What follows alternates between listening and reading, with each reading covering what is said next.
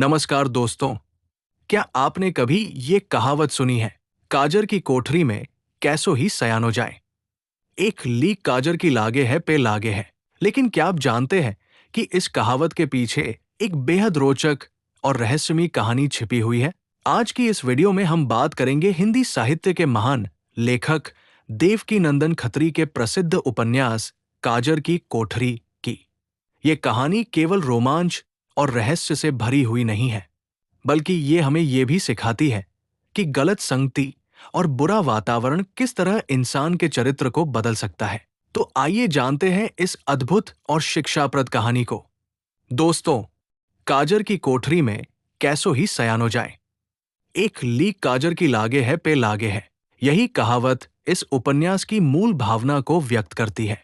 अर्थात बुरे वातावरण में रहने वाला व्यक्ति चाहे कितना भी समझदार क्यों न हो, उस पर बुराई का प्रभाव पड़ ही जाता है। इस कहानी का केंद्र है समाज का वो अंधकारमय पक्ष, जहां छल, कपट, लालच और नैतिक पतन दिखाई देता है। उपन्यास में लेखक ने दिखाया है कि कैसे बुरी संगति और गलत परिस्थितियां मनुष्य को धीरे धीरे पतन की ओर ले जाती है। कहानी एक ऐसे वातावरण से शुरू होती है जहां समाज में बाहरी चमक दमक तो बहुत है, लेकिन अंदर से सब कुछ खोखला और भ्रष्ट हो चुका है। यहां लोग अपने स्वार्थ के लिए किसी भी हद तक जा सकते हैं। ऐसे ही वातावरण को लेखक ने प्रतीकात्मक रूप से काजर की कोठरी कहा है। इस उपन्यास में कई पात्र हैं, जिनके माध्यम से लेखक ने समाज के अलग अलग रूप दिखाए हैं।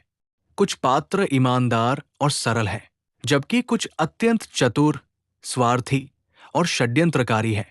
कहानी में कई ऐसे प्रसंग आते हैं जहां पात्रों के सामने नैतिकता और स्वार्थ के बीच चुनाव की स्थिति बनती है।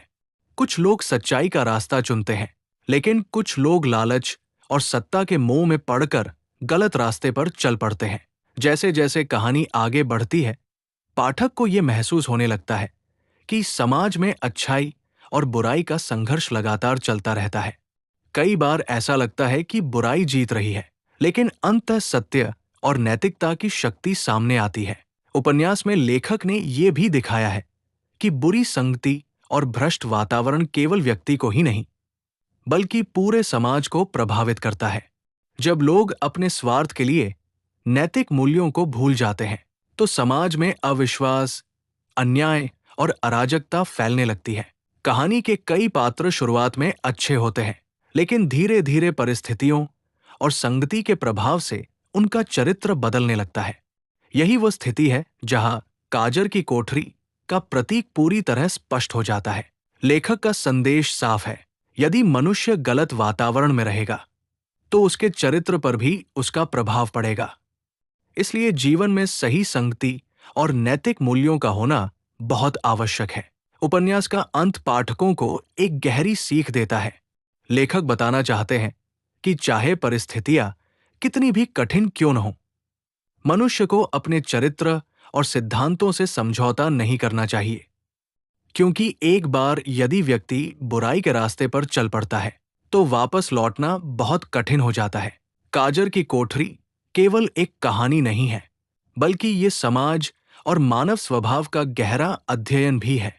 इस उपन्यास के माध्यम से देवकीनंदन खत्री ने ये दिखाया है कि मनुष्य का चरित्र ही उसकी सबसे बड़ी पहचान है।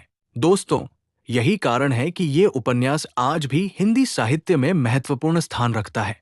इसकी कथा रोचक होने के साथ साथ हमें जीवन की सच्चाइयों से भी परिचित कराती है। अंत में यही कहा जा सकता है कि काजर की कोठरी हमें ये सिखाती है कि हमें हमेशा अच्छे विचारों, अच्छे लोगों और अच्छे वातावरण का चुनाव करना चाहिए, क्योंकि गलत संगति का प्रभाव धीरे धीरे हमारे जीवन को भी अंधकारमय बना सकता है। तो दोस्तों, ये थी देवकीनंदन खत्री के प्रसिद्ध उपन्यास काजर की कोठरी की कहानी।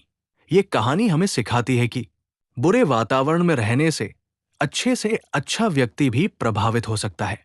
अगर आपको ये कहानी पसंद आई हो, तो वीडियो को लाइक जरूर करें, और ऐसे ही हिंदी साहित्य की रोचक कहानियां सुनने के लिए हमारे चैनल वनलोक को सब्सक्राइब करना बिल्कुल न भूलें। धन्यवाद।